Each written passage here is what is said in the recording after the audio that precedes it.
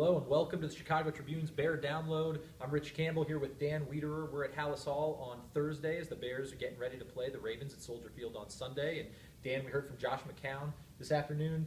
The guy really appreciates the opportunity he has against a very good Ravens front seven. What do you make of what Josh had to say today and his prospects for Sunday? Well, I think just overall what we've seen out of Josh McCown over the last month is sort of an appreciation for where he is. This is obviously a guy whose story has been well documented. A couple of years ago, he's coaching high school football in North Carolina. Now he's preparing to make his second start of the 2013 football season, and he's just very much engrossed in that. And I think you said after his 17-minute press conference was finished today that Yes. you won't get another press conference like that anywhere in the NFL today with a guy who's as engaging, introspective, and thoughtful as McCown is. And so it's been kind of a refreshing treat to be able to sort of have the light shine on one of these peculiar stories in the NFL where a guy gets his opportunity, fully takes advantage of it, and fully appreciates it. Right, and McCown's awareness about his role in this team and his life journey, really. I mean, it's a little cliche to say that, but this guy does have exceptional awareness about what he means to this organization, what he values in terms of relationships with Jay Cutler, with Mark Trestman, with his teammates, even guys on the other side of the ball.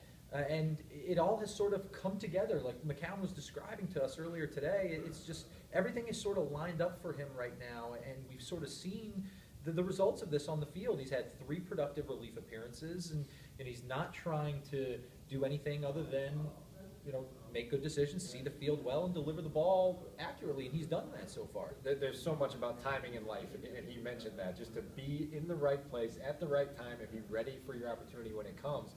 And you're right, on the field, he's been absolutely productive. He's been enthusiastic. He definitely has the confidence and the support of all those around him. And just to get a feel for his general sense of being in the now. He was asked today, Right. Do you think you could start for an NFL team? Could you be an everyday starter? Do you think you could is this an audition of sorts for you to start? And he says, hey, look, I'm here right now, and I just have to focus on being the Bears' backup quarterback, the starter this week when called upon, and all the rest of that stuff will take care of itself. Just very, very, genuine. And I think you and I think would consider ourselves good readers of people, and this guy seems to be very sincere and very genuine and not an ounce of phony. Right, and just to go over some quick injury news from today, Martellus Bennett did not practice, has an ankle injury. They're hopeful that he's going to play on Sunday. Shea McClellan on the defensive side missed practice again, did some individual work, that hamstring.